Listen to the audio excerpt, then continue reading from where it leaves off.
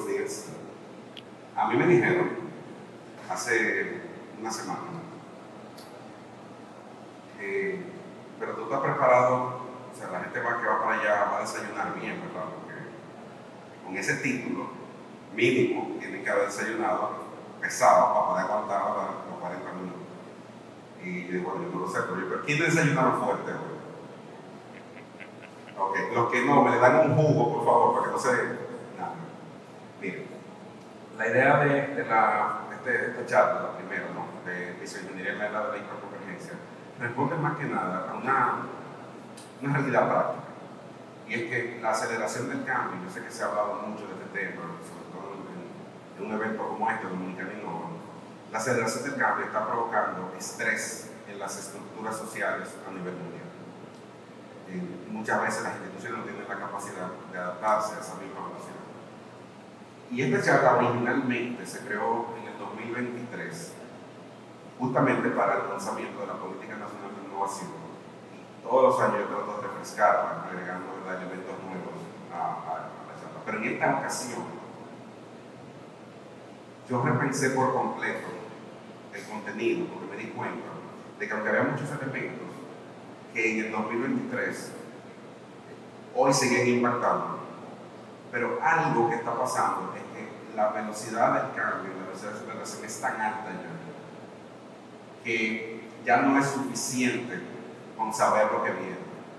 Ahora necesitamos un mecanismo para nosotros como personas poder adaptar y procesar ese cambio en nuestras vidas y poder también extender eso a las instituciones en las cuales estamos, las instituciones públicas o privadas.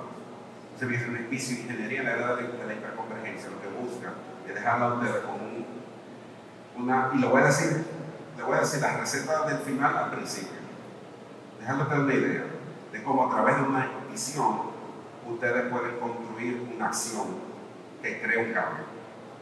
Esa es la idea de esta charla de hoy. Entonces, Dios mediante, vamos a poder, ¿verdad?, dejarle a ustedes ese buen sabor de cómo podemos lograr eso. Bien. Actualmente vivimos en un mundo que supera a nuestras instituciones, en el sentido de que en los últimos 3 años cruzamos lo que en inglés se dice un threshold, cruzamos una línea límite. Y esa línea límite se produce porque la tecnología, los mercados, todo está acelerando de una forma tan rápida. La gente está pidiendo aceleración en los servicios que reciben. Ya no es suficiente, en el caso de los servicios públicos, con que le demos el servicio digital. Ya la gente quiere que las cosas sean fáciles, que sean sencillas. Y lamentablemente, las instituciones que nosotros representamos han fallado en ofrecer ese servicio. Si tú eres una empresa, por ejemplo, del sector financiero, ya no es suficiente con tener un app que pueda dar el servicio vía tu celular. Las personas quieren más que eso. La persona quiere que tú te anticipes a mi necesidad y que tú me digas a mí qué yo necesito antes de que yo siquiera me dé cuenta. ¿Cómo hacemos eso cuando muchos de los procesos de las instituciones que representamos todavía están en papel? Cuando no podemos crear, ayer estaba hablando con alguien de la idea de poder crear un digital twin, es decir, un modelo individual de la persona, sus hábitos de consumo, de compra, sus hábitos de ahorro, sus hábitos de incluso para qué pide préstamos, y con eso poder anticipar cuándo va a ser la próxima vez que esa persona va a necesitar un préstamo, por ejemplo, o cuándo va a querer comprar una casa. ¿Cómo hacemos eso? Cuando no tenemos información ni siquiera de la cédula digital de alguien. Entonces, en un mundo donde todo se está acelerando, pero nuestras arquitecturas, no hablo solamente de tecnología ni de sistemas, de las instituciones en las que estamos, públicas y privadas, ¿verdad?, no responden a esa necesidad, no se mueven al mismo ritmo, entonces se genera una brecha.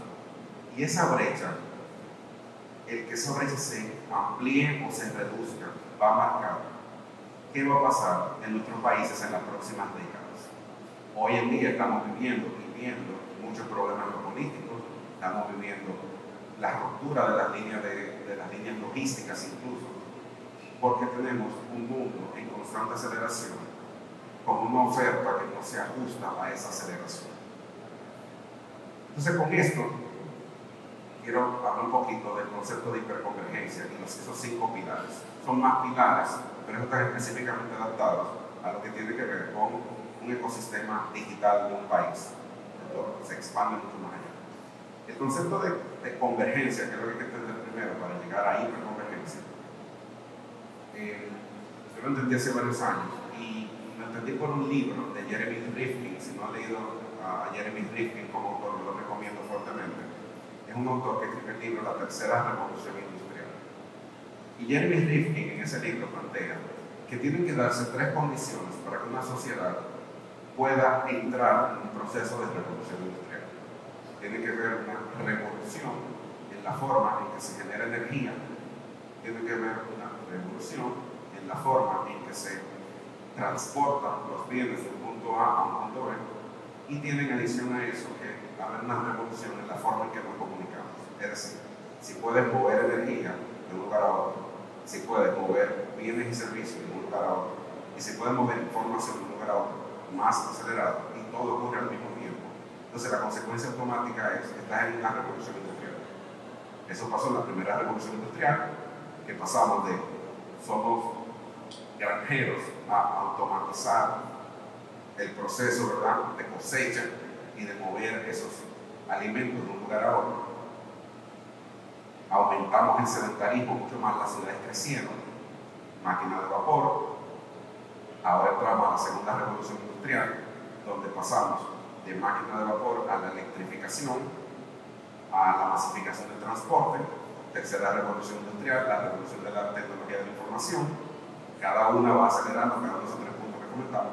Y la cuarta revolución industrial, que como dice, y ayer lo decía Víctor Romero, escuchado también, es el primer momento en la historia donde ya, como dice Klaus Schwab en su libro La Cuarta Revolución Industrial, ya no transformamos nuestro entorno para adaptarlo a nosotros, sino que nos transformamos a nosotros mismos. Entonces, la Cuarta Revolución Industrial es completamente diferente, porque ya no se trata de la convergencia de esos 3 puntos que decía Jeremy Rifkin, sino de la convergencia de absolutamente todo, cambiando al mismo tiempo y de forma muy acelerada. Y esa es la definición de una hiperconvergencia. Estamos en un momento histórico donde todo lo que nosotros intentemos que conforma una sociedad está cambiando, querramos o no querramos. En el caso específico de lo que está pasando de aquí hasta el 2030, ahí vamos a decir que hay 5 pilares importantes que están transformando a la sociedad global, no a República Dominicana solamente.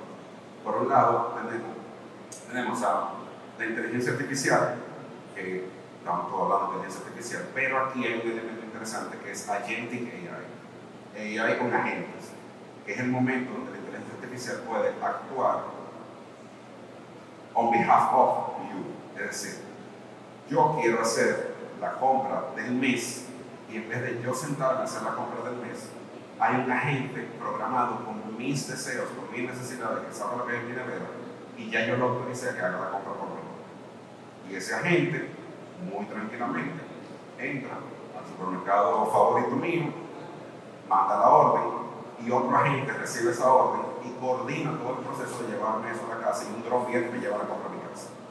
Genial. Ahora eso lo aplicas al gobierno, a la salud, a la educación, absolutamente todo.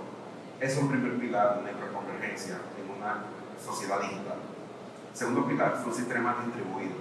Todos esos sistemas que yo comenté son sistemas autónomos que deben poder correr en su propia infraestructura completamente distribuida a nivel global. Pero para eso necesitas identidad distribuida. Esos sistemas tienen que saber que están actuando on behalf of Luis Santiago, es decir, yo lo autoricé a que compre por mí. Eso también tiene que estar.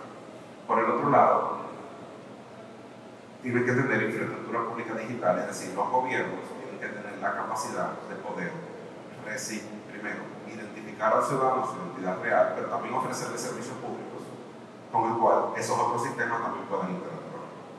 Estamos pasando un mundo donde, en vez de yo hablar con un sistema habla con otro y me ofrece un servicio a mí, donde yo tengo que hacer absolutamente nada para recibirlo. Entonces se pone muy interesante el asunto. Pero como todos estos son sistemas hablando con sistemas, las superficies de ataque se van complicando, se abren más. O sea, tú tienes ciberseguridad impulsada por AI. Tanto el atacante, que está aprovechando muchos sistemas por ahí corriendo para atacar, con esos sistemas protegiéndose a sí mismos con AI. Entonces ahora tenemos mucho AI combatiendo a mucho AI. Y después de esto entonces viene otro pilar más que va a empezar a manifestarse fuertemente entre 2029 y 2034, que son los sistemas las señales de transición a computación cuántica. Hoy en día estamos en el modelo de computación tradicional, procesadores Intel, procesadores AMD, procesadores tradicionales, pero en cuántico, procesamiento cuántico, las cosas cambian.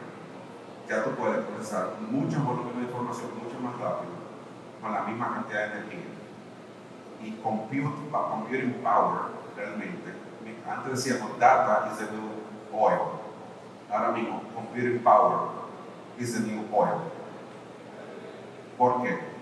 Porque en la medida que tú vas teniendo capacidad de cómputo, puedes habilitar nuevos sistemas y nuevas plataformas corriendo, haciendo todo lo que yo dije previamente.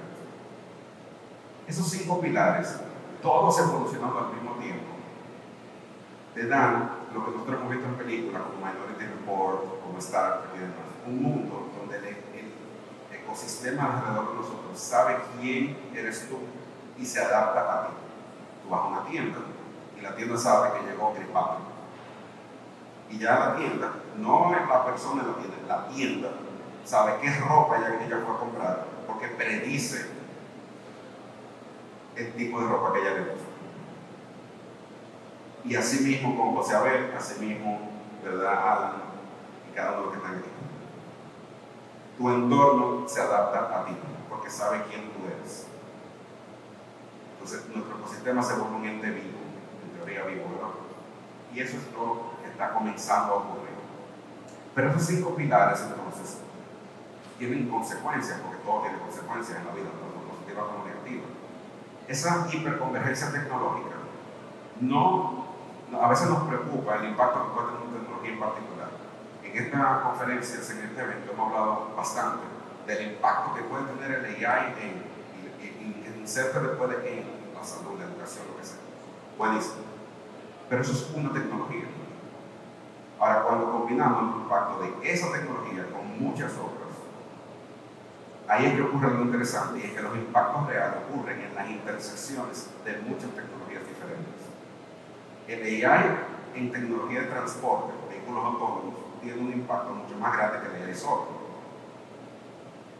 El AI en transporte plus telecomunicaciones, entonces vas añadiendo capas y esas capas tienen efectos secundarios y terciarios en toda la economía. Y estamos midiendo el impacto de una cuando debemos medir lo que ocurre con todas juntas. Y no nos damos cuenta, ¿verdad?, cómo la educación va a ser afectada con los estudiantes teniendo conexión de internet en medio de una montaña con Starlink, pero al mismo tiempo tienen tablets con AI, pero al mismo tiempo tienen. Entonces todo eso cambia ese ecosistema de ese pueblito que estaba en una montaña. Que nada más por poner acceso a internet ya te cambia la vida, pero si encima del acceso a internet le damos la posibilidad de que ese niño aprenda a programar y aprenda a programar AI a los 6 años, cuando tenga 12 es un ingeniero de AI. Fíjense cómo se transforma completamente la comunidad de la tecnología. El detalle con el AI es que el AI es como el viento en un fuego. Si tú tienes un fuego y tú lo dejas tranquilo, no pasa nada, pero si tú le pones un abanico enfrente, lo suficientemente fuerte, se prende la casa.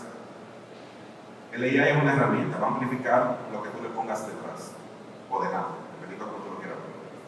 Entonces, al mismo tiempo que el AI puede generar muchísimos impactos positivos, te puede generar impactos negativos si lo que está amplificando es negativo. En este caso, los riesgos de ciberseguridad, por ejemplo, cuando desarrollemos todos estos sistemas, van a amplificarse, porque va a haber atacantes que van a querer usar esa superficie de ataque para generar impactos. Claro que sí. Al mismo tiempo, los gobiernos tienen que seguir proveyendo servicios digitales para poder crear cosas que son positivas, como identidad digital, infraestructura pública digital, todo eso tiene que ocurrir.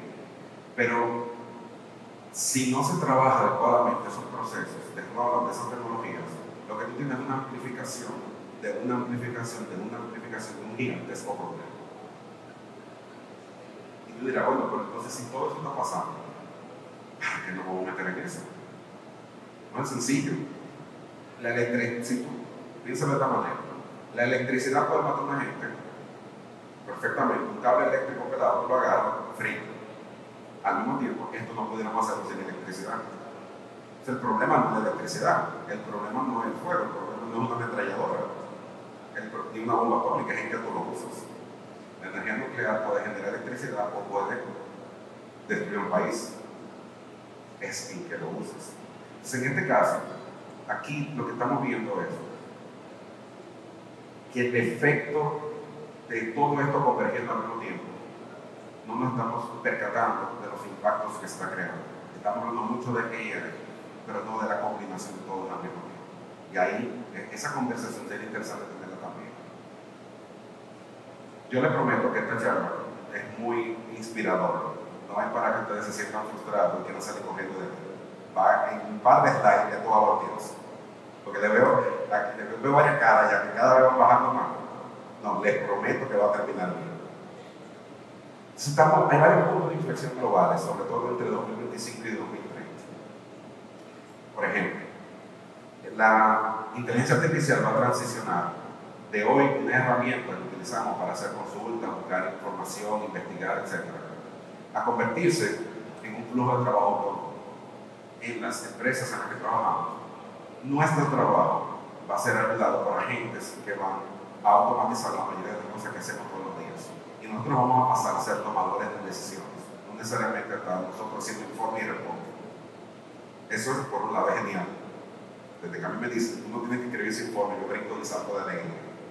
Pero entonces presenta otro reto, porque el valor que yo agrego como ser humano y ese flujo tiene que aumentar. Si de ahí puede ser trabajo que yo hago hoy, ¿qué trabajo yo voy a hacer? Entonces ahora yo tengo que evolucionar, hacer algo de mayor valor con el reporte que la AI va a generar por mí. Se cambie el rol de las personas en las empresas públicas y en las empresas privadas. Tenemos que subir un peldaño más. Definitivamente los países van a seguir desplegando infraestructura pública digital, es decir, los servicios que el gobierno ofrece se van a convertir en software y el gobierno tiene que empezar a verse como un software gigantesco que da servicios a los ciudadanos, ya no necesariamente como un grupo de personas dando servicios, sino software dando servicios a los ciudadanos. Eso es un gobierno en esencia en esta era. Y yo sé que mucha gente oye eso y dice, ¿cómo así?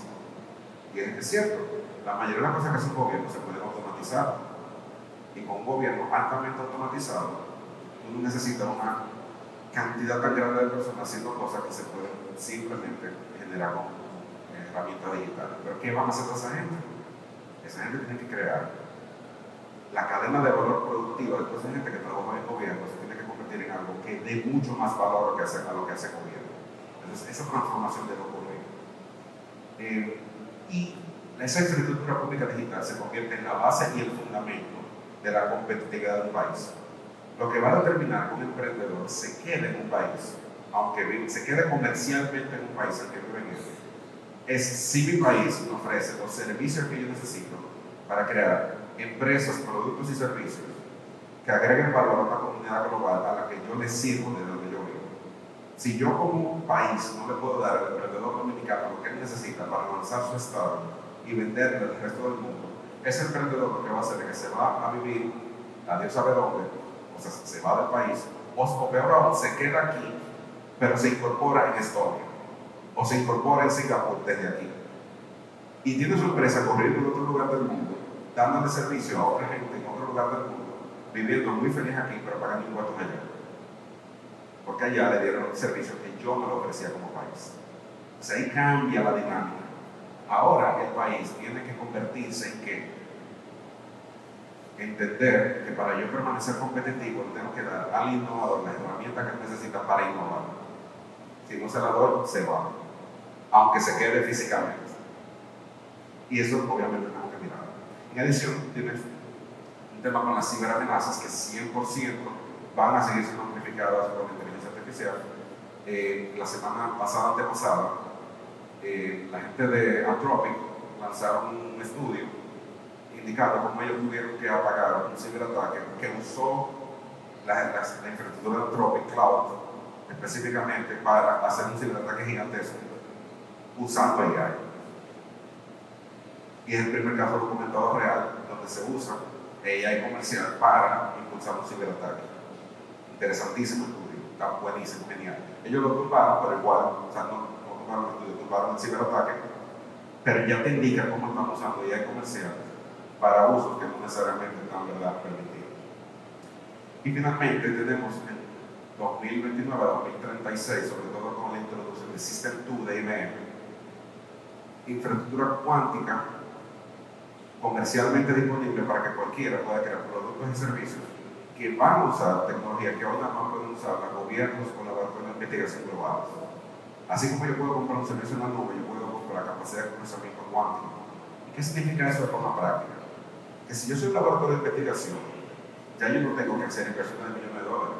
Ya con una tarjeta de crédito, yo puedo hacer investigación usando el procesamiento cuántico y acelerar el descubrimiento de nuevos materiales, el descubrimiento de nuevas tecnologías, el descubrimiento de nuevos algoritmos, simplemente rentando ese servicio a IBM o a cualquier otro proveedor de la nube.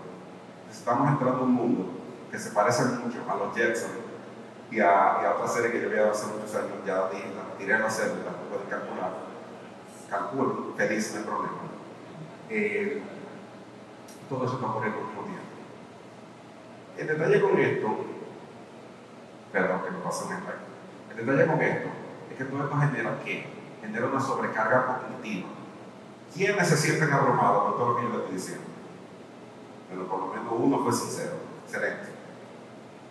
Claro, genera estrés, uno se abruma porque tú dices, pero ¿qué yo voy a hacer, bien? O sea, en estos días estaba considerando, ¿estudio o no estudio un doctorado? Y mi conclusión fue, ¿para qué? Porque para el momento que yo termine el doctorado, ya el doctorado es irrelevante. Entonces dije, perfecto, lo que voy a hacer es que yo voy a tomar esos 6 años y voy a seguir desarrollando cosas que ustedes van a ver en esta presentación, que equivalen a 2 veces un doctorado, tanto por el impacto como por el conocimiento que se genere. Eso representa un riesgo para las universidades. Yo sé que tú estás nervioso, amigo. Tú te ríes, pero yo sé que estás nervioso. Claro que sí, ¿por qué? Porque vamos a ver muchas más personas diciendo lo mismo. Yo ese tiempo lo utilizo con tecnología que está en mi casa y puedo crear un impacto hoy que con un título en 6 años. Y eso va a pasar también, y está pasando ya. Entonces, esa sobrecarga cognitiva, por un lado, ocurre porque nuestro cerebro ya no es capaz de procesar la cantidad de información que estamos recibiendo todos los días. Hay demasiada complejidad. Al mismo tiempo, los ciclos de decisión se acortan. Yo tengo menos tiempo para poder tomar las decisiones que antes tenía más tiempo para tomar. Entonces tengo más información, pero menos tiempo para procesarla. Y mientras la inteligencia artificial, por un lado, te puede ayudar a entender un poco el volumen de información, eso no necesariamente indica que tú puedas mejorar la calidad de las decisiones que tú tomas. Vamos a hablar un poquito más de eso ahora. Pero al mismo tiempo hay una desconexión que antes pensábamos que era temporal, esto es un pico, no, ya es estructural. Es que ya simplemente todo es acelerado y tenemos que repensar la forma en que procesamos la información con la que trabajamos todos los días. Entonces, tenemos sesgos cognitivos también en las organizaciones que bloquean la necesidad de una transformación. Seguro que a ninguno le ha pasado, que cuando te dan un proyecto en una institución pública o privada, nunca le ha pasado que alguien levante la mano y diga, pero hemos hecho eso así toda la vida, porque hay que cambiarlo. A usted ninguno le ha pasado eso, ¿verdad que no? A mí me pasa diario, seamos sinceros, no pasa todo esto. A mí me pasa diario. Siempre hay un genio que dice, es que eso se hacía así hace 20 años. ¿Por qué si está funcionando? Es que, bueno, mi hijo, sencillo. Le digo mi hijo, ¿verdad? Pero mi hijo, sencillo. Es que te quitaron la alfombra de abajo de ti y no te diste cuenta. El mundo cambió y tú no te diste cuenta que el mundo cambió. El problema es que el mundo ahora cambia semanal. Y lo que hacíamos bien hace 6 meses ya no funciona. Porque el mundo cambia muy rápido. Entonces, por un lado, tenemos resistencia al cambio, que sobre todo se da por gente que no está dispuesta a pagar el precio de hacer el cambio que necesitan hacer las organizaciones. Por otro lado, hay un sesgo de proyección lineal que es, yo sé que viene esta tecnología, pero yo digo, esa frase quizás la han oído, tú sabes que es verdad que eso está pasando, Pero a República Dominicana eso va a llegar en 5 años, 6 meses después. Ahí está el cocote volado, como dice por ahí. Y ya me ha pasado, incluso en una charla que yo di en el CONEP en 2019, usted estaba, José yo hablé de Starlink, y yo decía cómo Starlink iba radicalmente a complicarle la existencia de las telefónicas. Y yo incluso recuerdo que llegué a decir esa charla. Yo siento que algo grande viene, yo no puedo decir exactamente qué, pero algo grande viene que va a acelerar la transformación a nivel global. 3 meses después vino COVID. 3 meses después vino COVID y todo el mundo tuvo que aprender a trabajar virtualmente, porque la otra opción era enfermarse. ¿Qué pasó con Starlink? Pero espérate, de repente hay un solo proveedor a nivel mundial que te puede internet de la nada. Se disparó y ahora Starlink es proveedor global de tecnología celular. Tú puedes estar en medio de una montaña y hacer una llamada celular. Chile ayer habilitó Starlink para zonas remotas. No internet, no. Y no celular con una antena. Tu celular, tú te lo sacas del bolsillo y haces una llamada en medio de la nada, conectado a un satélite, sin hacer nada, nada más darle a marcar. Entonces, si tú eres una telefónica, probablemente tú te estás tomando ahora mismo una medicina para la pancita. No voy a decir más nada porque estamos grabando. Porque obviamente se sabía, pero no se adaptaron. Y en este caso la adaptación era o me uno o desaparezco eventualmente de alguna u otra forma. Entonces hay un sesgo de proyección lineal. Sí, eso viene, pero eso viene después. Hay un exceso de confianza. No, nosotros somos grandes. Somos la empresa más grande del país.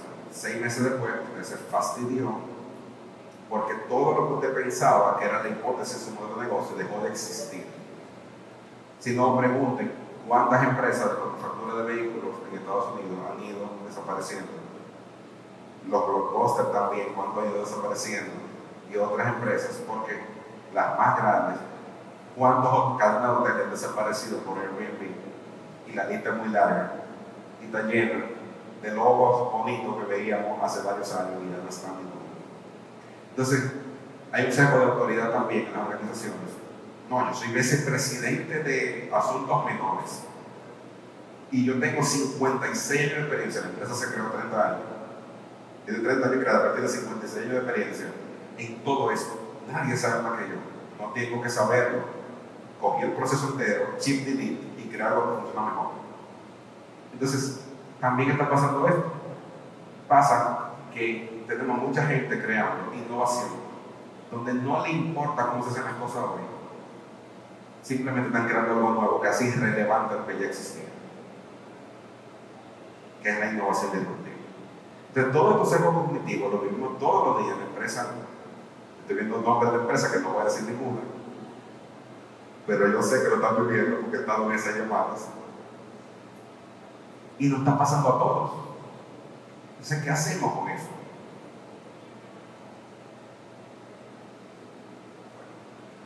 Me voy a dar aquí. Entonces, estas cosas pasan porque no solo hay sesgos, sino que se apagó la pantalla ya, no sé por qué. Porque hay brechas de madurez de innovación. Y esas brechas de madurez de innovación ocurren simple y sencillamente porque no hemos dedicado tiempo y esfuerzo a desarrollar ¿qué? A desarrollar procesos, a desarrollar ejercicios donde nuestras organizaciones puedan tener procesos predecibles de innovación, ciclos predecibles de innovación, donde yo pueda decir, tú sabes que cada 3 meses yo saco un nuevo producto, cada 3 meses yo saco un servicio. Eso es sumamente interesante. Hacemos planificación y decimos, este año vamos a sacar 76 proyectos, pero papá, tú no más tienes capacidad para sacar 4 cosas en el año. Y en vez de trabajar ciclos predecibles, donde yo sé que cada 3 meses puedo sacarlo, queremos sacarlo cada 2 días, que no es realista. Entonces, nos pasa mucho en las organizaciones ese problema. Hay una realidad que el problema real es que hay un exceso de confianza en nuestras propias capacidades. creemos y sobredimensionamos la capacidad real que tenemos de innovar y no reconocemos la deficiencia que tenemos en nuestra cultura de innovación. Y todo eso se va combinando y se va juntando. Entonces, sin madurez de innovación, la complejidad que enfrentamos se vuelve inmanejable. Tenemos que priorizar que nuestras organizaciones puedan madurar en su proceso de innovación.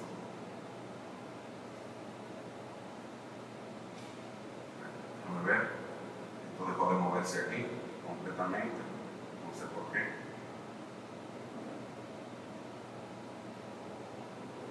Perdónenme, que esta presentación se fue allá y se fue aquí también. No, no es la conexión, se cerró por completo. Déjame abrirla aquí y seguirla aquí, me dan 5 segundos nada más. Ok. También al mismo tiempo tenemos otra situación que tiene que ver con la planificación tradicional. Nuestras empresas tienen modelos de planificación tradicional que funcionan muy bien si nuestros entornos no cambian. Cuando nuestros entornos no cambian, cuando yo sé que en 2 años la tasa de dólar va a estar como está hoy, cuando yo sé que la cantidad de clientes que voy a tener en 2 años es predecible, entonces mi planificación funciona. Pero la realidad es que con el cambio tan acelerado, las métricas que yo había pensado para dentro de 2 años, en 3 semanas ya son irrelevantes, a veces en 6 meses, no me sirven. Yo digo, ¿sabe que este año vamos a crecer la cartera de préstamos en un 10%? Y en el mismo medio cambia el presidente de Estados Unidos y se fastidia los planes de absolutamente todo el mundo en casi todas las industrias. Y así podemos poner múltiples ejemplos. Pero yo tengo una planificación para 2 años que no hay forma de cambiarla. Que sí o sí hay que cumplir lo que dice ahí, sin tomar en cuenta cómo cambió la realidad global. Entonces, la hiperconvergencia es adaptativa, no es lineal, y la planificación tradicional que utilizamos no funciona para un entorno global como el que estamos viviendo. Las instituciones que están diseñadas para lo predecible tienen demasiada dificultad ante la incertidumbre. Y eso vamos a decir que se complejiza más por lo que decíamos ahorita de la latencia de decisión. Tú tienes que tomar decisiones muy rápido, con demasiada información. Podemos usar la inteligencia artificial para ayudarnos, por ejemplo, a sumarizar informes grandes, reportes grandes, muchos datos, pero el exceso, el uso de la inteligencia artificial no te garantiza que la calidad de las decisiones que tú vas a tomar van a aumentar. Y el reto es cómo nosotros, como seres humanos, procesamos más información y tomamos más decisiones en menor tiempo, con mayor calidad en la toma de decisiones. No tenemos mecanismos para poder lograr eso en las organizaciones en las que estamos actualmente trabajando. Nuestra organización tiene que poder aumentar simultáneamente la capacidad de toma de decisión y la calidad de las decisiones que toma. Y eso no se resuelve solamente con infraestructura digital. Entonces ahí entramos al título de la charla. La charla habla sobre la visioingeniería en la era de la hiperconvergencia. Y la definición de visioingeniería la dio Andy Stanley en un libro que se llama Visioneering, específicamente, que es la combinación de visión e ingeniería. Y la definición de visioengineering en inglés, traducido al español, es una disciplina que transforma la incertidumbre en arquitectura. Y yo, leyendo el libro y reflexionando un poco para traerlo a ustedes, quise simplificar la definición. Visioingeniería es igual a propósito más acción. ¿Cuál es tu propósito y qué acciones tú vas a tomar para construir ese propósito y convertirlo en una realidad? Todos los pasos que tú vas a tomar, eso es visioingeniería. Y tienen 4 disciplinas esa visioingeniería. La primera disciplina es la capacidad de poder analizar de forma estructural el problema que tú quieres resolver. Entender qué problema quieres resolver. Eso es lo primero. Lo segundo es la validación de todas esas hipótesis de lo que tú entiendes que es el problema, de quién es tu cliente, de todas las situaciones de verdad que tú ves en tu modelo de negocio. Validarlo con evidencia. Porque eso desmonta el hecho de que tenemos multitudes de opiniones. Y en vez de basarme en las opiniones de la gente, no basarme en la evidencia de los datos que hemos generado en el proceso de validar que los problemas que queremos resolver realmente mi cliente los tiene. Y que no estamos tratando de poner una curita a un brazo que nunca se ha roto. En adición a eso, el diseño y arquitectura sistémica. Una organización que trabaja con bioingeniería es una organización que ya no piensa solamente en los problemas que tiene como empresa, sino que comienza a mirar esos problemas en todo su ecosistema y se procura resolver el problema del ecosistema. Porque cuando lo resuelva, ya no tiene 2 o 3 clientes, tiene los clientes del ecosistema completo. Y en adición a eso, la capacidad de gobernanza para crear todos los procesos internos y generar adaptabilidad para poder hacer qué? Para poder funcionar de forma adaptable en un mundo altamente cambiante. Entonces, capacidad de entender los problemas y quién los tiene. Validación basada en evidencia, procesos que permiten validar que la innovación que estoy creando resuelve problemas reales con clientes reales que están dispuestos a pagar por esa solución. No pensar en resolver problemas que tengo yo o que tiene mi cliente, sino el ecosistema completo. Y cuarto, tener los procesos internos para poder construir eso que queremos construir y adaptarnos en el tiempo. Esos son los 4 elementos de la bioingeniería. Microcampus Framework fue un framework que creamos en Dula. Tenemos 7 años ya trabajando, 2018 en él. Y varios de lo conocen, es un framework que se diseñó específicamente para poder ayudar a las empresas, sector público, sector privado, a acelerar esos procesos de innovación interna. Ya al final, cualquiera que quiera conocer un poquito más, como no tienen el slide en la pantalla, le puedo pasar el enlace para que puedan. Es open source, es abierto, cualquiera lo puede consumir, es el regalo para el mundo que le hacemos a todos. Y sobre esto, hemos entendido que una organización que quiera funcionar en medio de la hiperconvergencia tiene que tener la capacidad de innovar de forma acelerada por un lado, usando metodologías que permitan guiar esa innovación de forma acelerada. Número 2, ya no es suficiente con poder resolver el problema de hoy. Ahora tenemos que tener la capacidad de predecir el problema que viene. Entonces, una organización que realmente pueda sobrevivir en esta época debe poder dejar de resolver los problemas que van a ocurrir este mes y comenzar a resolver los problemas que van a ocurrir en 2 años. ¿Para qué? Para que cuando ocurra, ya tú los resolviste. Pasar de la urgencia, donde que vivimos todos los días, de apagar incendios todos los días, a trabajar de forma predictiva y estar siempre delante de la necesidad de que hoy es mi cliente. Tercero, cuando integras innovación, la capacidad de predecir lo que viene, la previsión estratégica y la gobernanza, esos procesos internos, ¿verdad? Maduros, estables. Entonces tú tienes una organización que se puede adaptar al cambio mucho más acelerado y que va a ser más predecible su crecimiento en el tiempo. Entonces, ahí entra un concepto que es la lógica del ecosistema. ¿Qué es lo que ocurre cuando nosotros, como decíamos ahorita, dejamos de pensar en la solución del problema que tengo yo y empiezo a pensar en la solución del problema que tienen todos, incluyendo mis competidores? Esa lógica de ecosistema lo que dice es, instituciones aisladas no pueden resolver problemas complejos. Una institución bancaria no va a resolver el problema bancario del país completo. No va a resolver el acceso a cuenta bancaria una sola cosa. Todas juntas sí lo pueden hacer. Y cuando yo comienzo a trabajar creando la infraestructura que otros van a usar para expandir la solución del problema, ahora yo me vuelvo necesario de pensar para todo el ecosistema. Entonces empiezo a dejar de pensar en déjame crear esta app, déjame crear este producto, a pensar cómo yo puedo crear la plataforma que todo el ecosistema va a usar para resolver esta situación que tengo como país. Y ahora te vuelves completamente necesario para el ecosistema completo. Ya yo dejo de competir, ya yo me vuelvo necesario. En adición a eso, la hiperconvergencia requiere que los sistemas interoperen entre sí. Entonces ahora yo empiezo a pensar, ok, si todos me necesitan, cómo ahora yo logro que otros que quizá compiten conmigo puedan conectarse conmigo como quiero. Y esa lógica de ecosistema también quita eso. Y finalmente, esa organización comienza a entender que cuando puede operar de esa forma, el valor va a fluir a través de cada actor del ecosistema.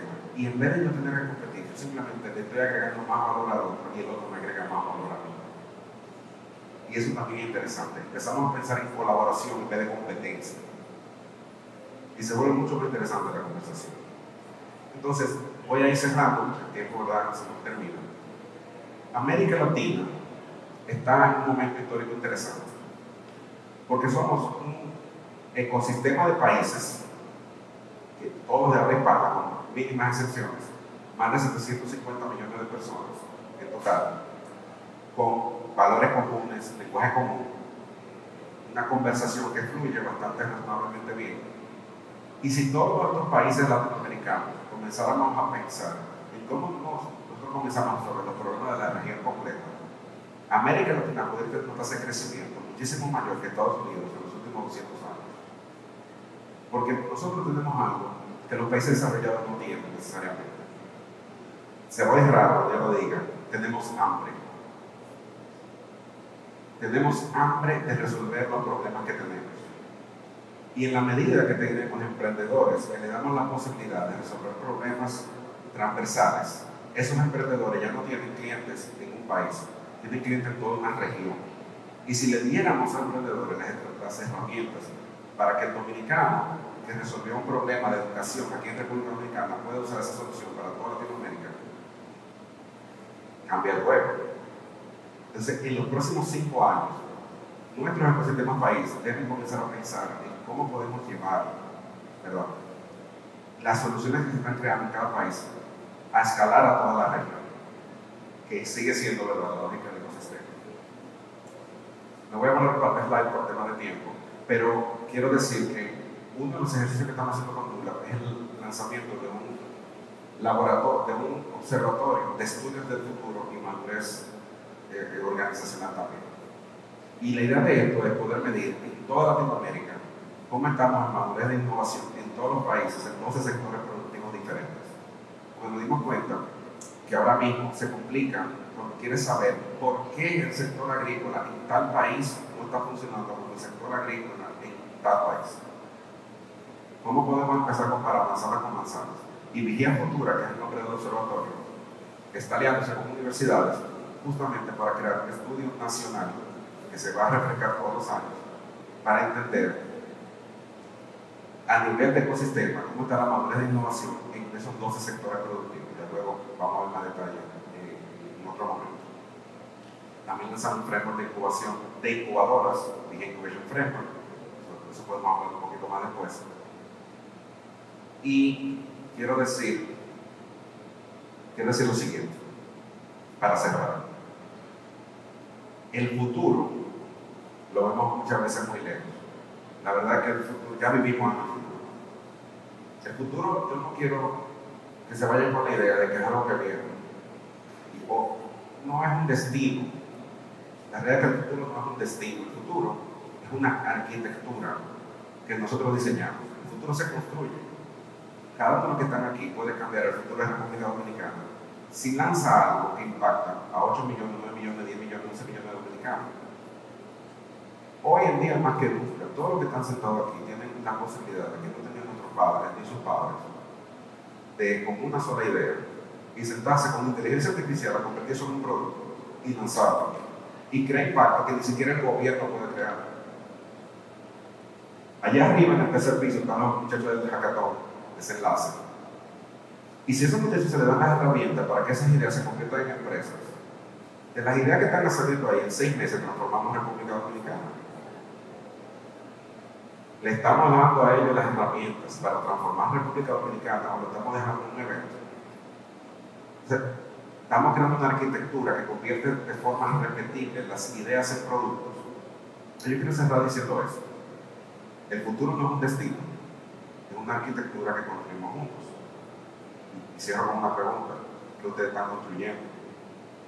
Muchas gracias.